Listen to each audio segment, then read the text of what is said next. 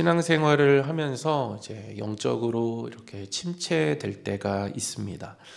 이때 나 스스로 일어날 수 있으면 좋은데 이제 마음처럼 잘 되지 않을 때가 있죠. 그래서 예수님은 이제 이러한 영적인 어려움 가운데 있는 자가 이제 스스로 할 수 없기 때문에 찾아오셔서 그 모든 영적인 문제를 해결해 주십니다. 요한복음 21장은 이제 이렇게 시작하죠. 또 제자들에게 이 자기를 나타내셨으니, 그러니까 예수님께서 제자들에게 이제 직접 찾아가셨다라는 것을 의미하는 것이죠. 지금 제자들은 이제 어떤 상태인가 하면은 모두가 이 주님과 공범이 되지 않으려고 이제 도망간, 그래서 영적으로도 이제 무너진 상태입니다. 이제 또라고 하는 것은 예수님이 포기하지 않으시고 찾아가시고 또 찾아가셨다라는 것이죠. 예수님은 한 번 부르신 자를 포기하지 않으시고 끝까지 찾아가셔서 도우시고 세워주신다라는 사실입니다. 요한복음 21장 14절은 이제 이렇게 기록하죠. 이곳은 예수께서 죽은 자 가운데서 살아나신 후에 세 번째로 제자들에게 나타나신 것이라. 그러니까 세 번째라고 하는 것은 이제 부활하신 후에 마가의 다락방에서 이제 제자들에게 두 번 나타나십니다. 그리고 그 후에 또 나타나신 것이죠. 그러니까 부활하신 예수님께서 이 세 번이나 자신을 나타내셨다라는 것은 제자들의 요구나 이제 요청에 의해서가 아니었습니다. 예수님 스스로 이제 적극적으로 또 찾아가신 것이죠. 특별히 오늘 21장에서는 이제 베드로에게 찾아가시고 이제 베드로를 회복시키시는 이제 그런 장면을 기록하고 있습니다. 베드로는 이제 예수님을 세 번 부인했죠. 그래서 베드로는 호언장담했습니다. 얼마나 성경이 그것을 강조하고 싶어 했는가 하면은 사복음서에 그것을 다 기록합니다. 그래서 마태복음 26장 33절에 베드로가 대답하여 이르되 모두 주를 버릴지라도 나는 결코 버리지 않겠나이다. 그리고 마가복음에도 베드로가 힘있게 말하되 내가 주와 함께 죽을지언정 주를 부인하지 않겠나이다 하고 모든 제자도 이와 같이 말하니라. 누가복음에도 똑같이 기록되어져 있고 요한복음에도 베드로가 이르되 주여 내가 지금은 어찌하여 따라갈 수 없나이까 주를 위하여 내 목숨을 버리겠나이다. 그러니까 베드로는 자신했다라는 것이죠. 그러나 결정적인 순간에 예수님을 세 번 부인하게 됩니다. 베드로가 예수님을 부인한 이유는 이제 잘 알고 계시듯이 이제 두려워서이죠. 누가복음 22장 54절을 보면은 멀찍이 따라갔다 되어져 있습니다. 그러니까 이유는 그가 생명의 위협을 느꼈기 때문이죠. 그러니까 예수님을 신문하던 사람들이 베드로를 알아보고 같이 엮어서 신문받고 또 처형받을까봐 피하기 위해서 이제 멀찍이 따라간 것이죠. 그러나 들키게 됩니다. 그래서 예수님의 죄목은 이제 신성모독죄이죠. 그래서 이 죄목은 이제 사형으로 이어지는 죄목입니다. 그래서 함께했던 예수님의 제자들 또한 예수님과 그 생각을 같이 하고 가르침을 받았기 때문에 이제 일망타진해야 하는 이제 대상들입니다. 그래서 베드로는 신문 받으면 후에 공범으로 어떤 심각한 상황으로 가게 되는지를 알고 있었습니다. 그래서 부인하죠. 이 사건으로 베드로는 이제 실패감, 죄책감에 빠지게 됩니다. 더 이상 나는 이 자격이 없다라는 그러한 결론을 내리게 되죠. 그리고 어디로 돌아가냐면 이 사명과 부르심이 빠진 이전의 상태로 돌아갑니다.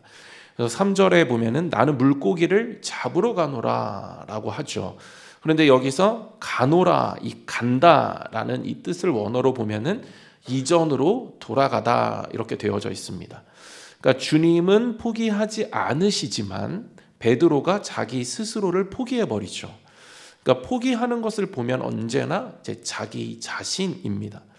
베드로는 제자됨을 내려놓고 사명을 내려놓고 예수님을 만나기 전의 상태로 돌아가죠.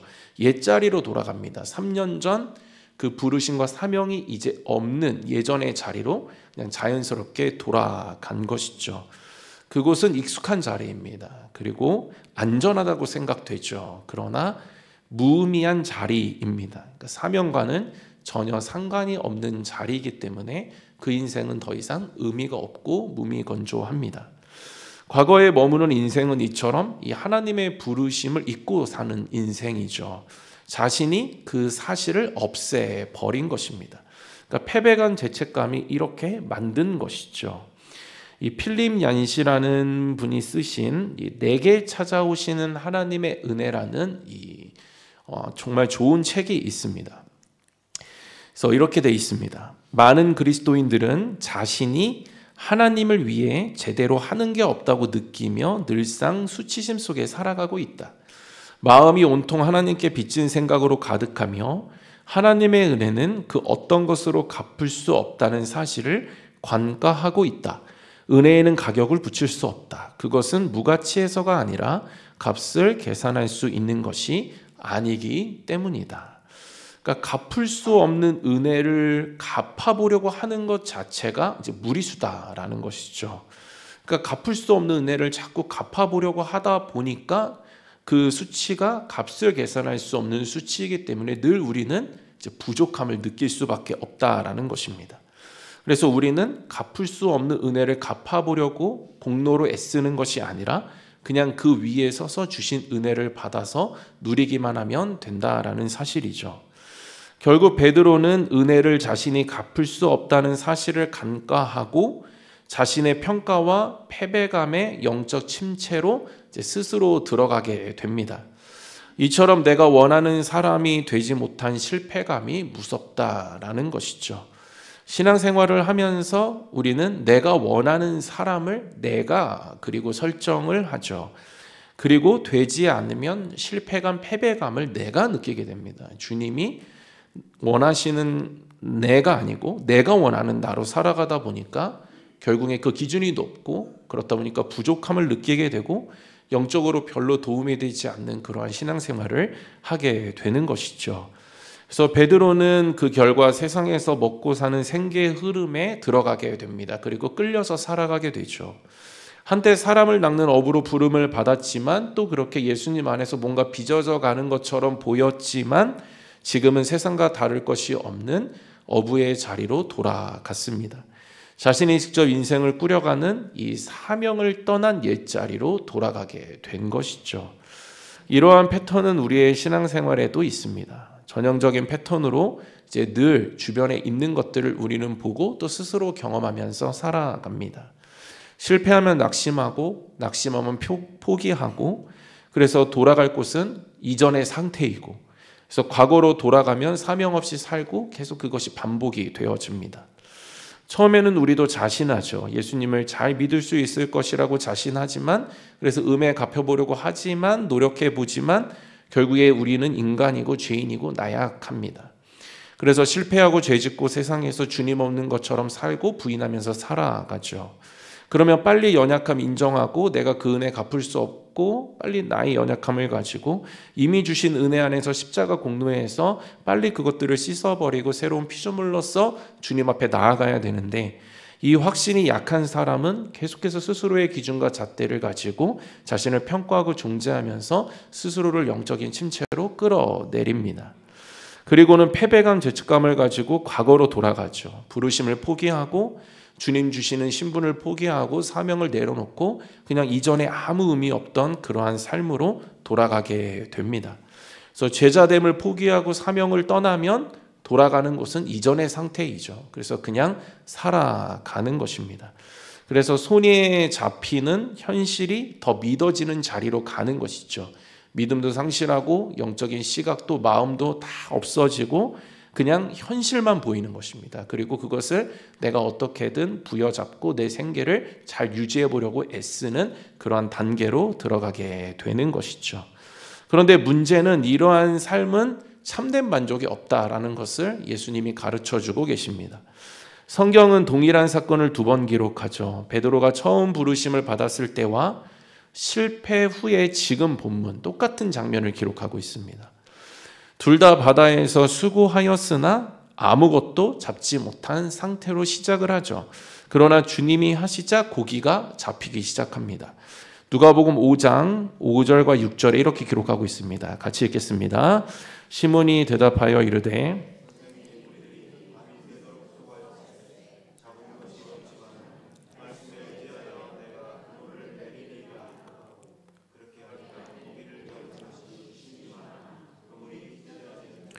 오늘 본문에서도 예수님은 이제 똑같은 기적을 베푸시죠. 베드로를 이제 베드로는 예수님의 이 물음에 이제 물고기가 잡히지 않는다라고 하죠. 그래서 이것은 단순히 뭐 세상으로 우리가 돌아가면 사명 있고 살아가면 실패한다 이런 의미보다는 이제 영적인 만족이 없다라는 것입니다. 우리는 영적인 존재이기 때문에 우리를 진정으로 만족시켜 주는 것은 이제 영적인 부분이 되는 것이죠. 그래서 영적인 문제가 그 삶의 만족을 좌우한다라는 것입니다. 그래서 전도서 2장 11절입니다. 같이 읽겠습니다. 그 후에 내가 생각해 본즉 내 손으로 한 모든 일과 다 헛되어 바람을 잡는 것이며 해 아래에서 무익한 것이로다. 그러니까 예수님 없는 열심은 이제 만족이 없다라는 것이죠. 잠시 만족이 있어도 결국 그 끝은 공허함으로 끝나게 된다라는 것입니다.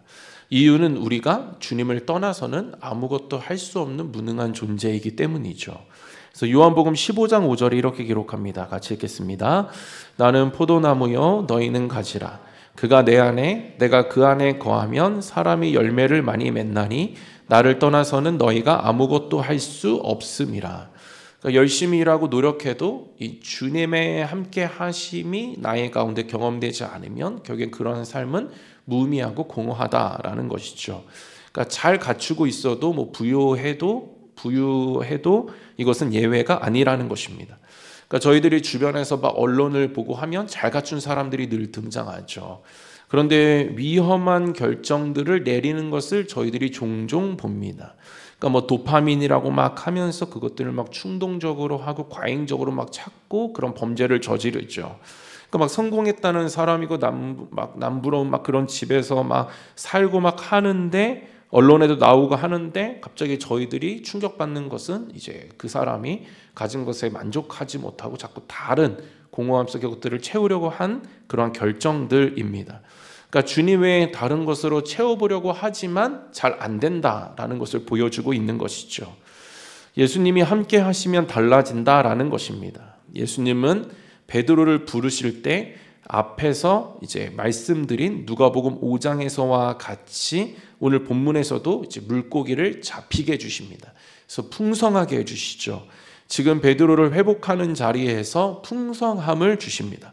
그러니까 주님과 동행할 때 진정한 만족이 있다라는 것을 가르쳐주고 그 만족이 진정으로 있는 삶을 살아가야 한다. 그래서 주님과 동행해야 된다, 함께 해야 한다라는 것을 지금 강조하여서 가르쳐주고 계시는 것입니다.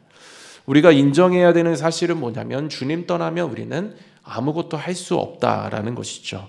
이것은 뭐 패배주의 이런 것을 얘기하고 있는 것이 아니라 우리는 삶의 의미를 찾을 수가 없고 진정으로 값진 삶을 살아갈 수가 없다라는 것입니다. 의미도 없고 가치도 없다라고 하면 그 인생은 그냥 공허하고 허무한 인생에 그치게 된다라는 것이죠. 그래서 주님 떠나지 않으려면 우리가 우리 안에 찾아오는 이 부정적인 감정을 잘 해결해야 합니다. 그래서 패배감과 죄책감을 잘 해결해야 합니다. 왜 패배감과 죄책감이 오는가 하면은 그리스도를 잘 이해하지 못하면 패배감과 죄책감이 찾아옵니다. 그분을 올바로 알지 못하면 우리의 신앙은 언제나 자기 방식 안에 갇히기 때문이죠. 자기 방식대로 그리스도를 이해하면서 살아가게 되면 그러한 신앙생활에는 부정적인 감정들이 많이 생겨나게 됩니다. 베드로가 예수님을 부인하고 부정적인 감정에 빠진 그 기반에는 예수님에 대한 이 이해가 올바르지 않았음을 이제 성경은 기록하고 있습니다.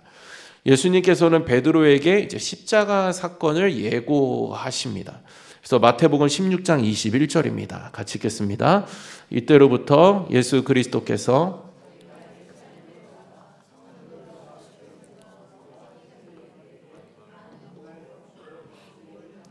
제3일에 살아나야 할 것을 제자들에게 비로소 나타내시니. 그러자 베드로가 이 일이 결코 주께 미치지 않는다라고 엄청나게 멋있는 고백을 하죠. 그러자 예수님은 뭐라고 하시냐면 너는 사람의 일만 생각한다 이렇게 말씀을 하십니다. 그래서 23절입니다. 같이 읽겠습니다. 예수께서 돌이키시며 베드로에게 이르시되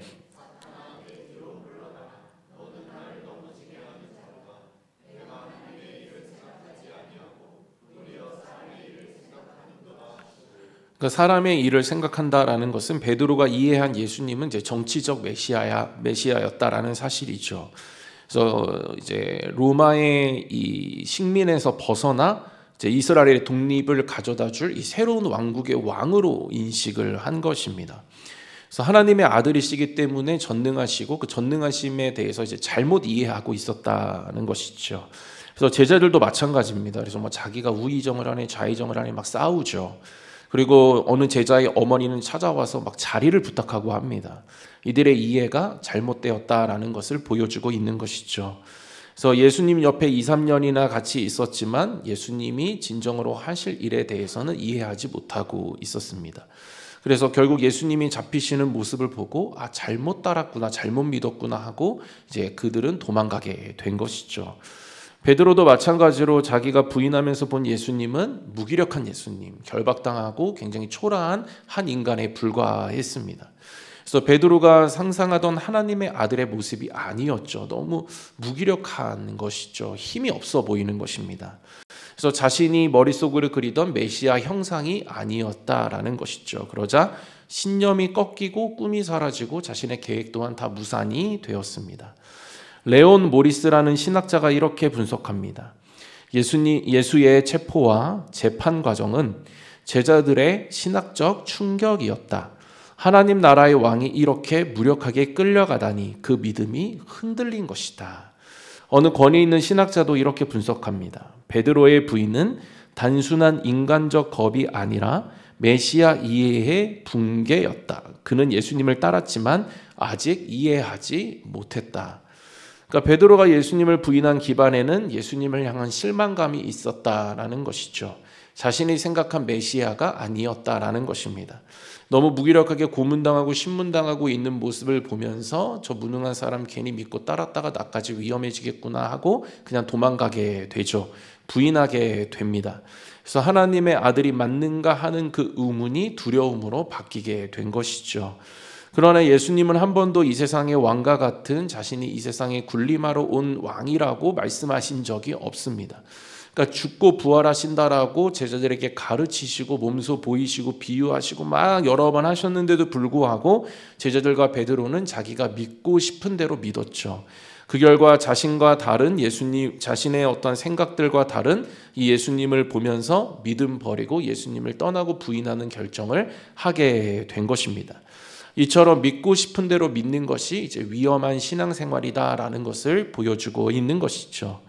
저희들 또한 신앙생활을 하고 하지만 예수님을 잘 이해하지 못하면, 그래서 믿고 싶은 대로 믿고 그렇게 살아가면, 신앙생활하면 우리는 결국에 이 제대로 된 예수님을 만나지 못하는 것으로 영적인 힘을 공급받지 못해서 부인하게 되어집니다. 우리가 그분을 단순히 잘 살게 해주시고 문제 해결해 주시는 정도로만, 나의 중심으로만 그분을 설정하고 믿는다라고 하면은 결국에 그 가운데 올바른 가르침이나 어떠한 올바른 믿음이 세워질 수 없고 결정적인 순간에 제자들과 베드로처럼 부인하고 떠나게 되는 것이죠. 이 실망감, 이것이 이제 결국에는 회의감을 느끼게 하고 부인하게 하고 그렇게 예수님을 떠나게 한다라는 것입니다. 그런데 이것이 이제 죄책감을 주죠. 그래서 기복신앙입니다. 그래서 기복신앙은 결국에는 내가 원하는 대로 되지 않으면 하나님께 실망하고 그 실망감을 가지고 또 마음대로 살다가 죄책감 느끼고 뭐 이렇게 굉장히 엉뚱하게 전혀 말씀과 상관없이 그렇게 살아가게 되는 것이죠. 그래서 그분에 대한 실망감이 크다라는 것은 이제 팀 켈러 목사님 책에 보면은 내가 하나님을 만들어 냈기 때문이다라고 저술합니다. 그래서 팀 켈러 목사님이 쓰신 내가 만든 신에는 이러한 글이 있습니다. 많은 사람들이 하나님께 실망하지만 그들이 실망한 것은 성경의 하나님이 아니라 자신이 만들어내는 하나님이다. 하나님을 믿는다고 하면서도 자신의 인생을 잘 풀리게 하기 위한 수단으로 삼는다면 그가 믿는 것은 하나님이 아니라 자기 자신이다. 굉장히 잘 요약된 문장이죠. 우리가 예수님을 단순히 잘 살게 해주시면 내 문제를 해결하는 정도의 수준에서 계속 믿고 따르고, 그래서 그 이상이 아니고 그 이상으로도 신앙생활이 가지 않는다라고 한다면 결국에는 내 마음대로 되지 않는 그 하나님 앞에서 우리는 그 하나님께 실망하고, 그런 기복신앙 속에서 실망하고 또 마음대로 살고 떠나 살고 죄책감 느끼고 이런 악순환으로 들어가게 된다라는 것입니다. 그러니까 믿지 않으니까 예수님이랑 올바른 관계가 형성되지 않으니까 믿어지지가 않고 믿음이 없고 그 믿음이 없으면 두려워지고, 그러니까 그냥 부인하고 없는 사람처럼 살게 되는 것입니다. 그렇게 살다 보면 결국엔 패배감, 죄책감이 나를 이끌고, 그래서 주님 앞에 부끄럽고 부족하다 이런 또 스스로의 평가를 내리고 영적 침체로 들어가게 되는 것이죠. 그리고 여기서 또 끝나는 것이 아니라 포기하고, 나에게 주신 정말 그 한 번 정말 주시면 영원히 보호하시고 지켜주시는 그 취소되지 않는 구원, 그것을 다 잊어버리고 그러한 신분 주시고 그렇게 나를 위해 못 박아 고통당하신 그 모든 공로까지도 다 감춰버리고 그냥 이전에 주님 만나기 이전의 상태로 돌아가 그 생활을 하면서 공허하게 살아간다라는 것입니다. 그러나 성경은 그리스도 안에 있는 자는 정죄함이 없다라고 기록을 하고 있죠. 그래서 로마서 8장 1절입니다. 같이 읽겠습니다. 그러므로 이제 그리스도 예수 안에 있는 자에게는 결코 정죄함이 없나니. 우리에게 이 믿음이 필요하다라는 것이죠. 우리가 자꾸 이제 성경을 볼 때 이제 믿음이 여러 가지 믿음이 있습니다. 그러니까 성경에서 믿음을 얘기할 때 딱 하나만 얘기하지 않죠. 근데 우리들이 자꾸 기준을 세우는 믿음은 뭐냐면 산을 옮기는 믿음에만 자꾸 치중하는 거예요. 그래서 산을 옮기는 믿음을 가지지 못하면 마치 패배자인 것처럼 나를 받아들이게 되는 것이죠. 그래서 산을 옮기는 믿음이 필요합니다. 그래서 성경은 그런 믿음을 구하라, 믿음을 가져라 얘기하죠. 그런데 우리는 산을 못 옮길 때가 있습니다. 그래서 그런 믿음을 못 가질 때가 있죠. 왜냐하면 산이 점점 많아지기 때문이죠. 그래서 하나 옮기면 또 나타나고 막 3개씩 4개씩 늘어나니까 계속 믿음을 구해보지만 때로는 또 실패할 때가 있는 것입니다. 그렇다면 우리가 모두 다 실패자라는 것이냐? 아니다라는 것이죠. 우리가 가져야 하는 믿음은 막 뭘 도달하고 막 이렇게 받아내고 이런 것이 아니라, 그런 것에만 치중되는 것이 아니라 또 하나의 믿음은 무엇이냐면, 내가 산을 옮기는 믿음을 갖지 못했다 하더라도 그럼에도 불구하고 내 곁에 계신 주님이 늘 나를 포기하지 않으시고 함께 하시며 도와주신다라는 사실을 믿는 믿음입니다. 아멘 하셔야 됩니다. 네, 여러분. 우리가 가져야 하는 믿음은 그럼에도 불구하고 내가 그리스도 안에서 정죄함이 없다라는 사실을 이제 믿는 믿음이죠. 아멘이시죠? 이건 아멘 하셔야지 여러분에게 그것이 적용이 됩니다. 네. 굉장히 중요한 내용이에요. 네. 그래서 정죄함이 없어야 됩니다. 정죄함이 있으면 계속 그 정죄함 위에서 신앙생활이 불안하게 세워지는 것이죠. 그래서 요한복음 8장 11절에서 예수님은 이렇게 말씀하십니다. 11절입니다. 같이 읽겠습니다. 대답하되 주여 없나이다. 예수께서 이르시되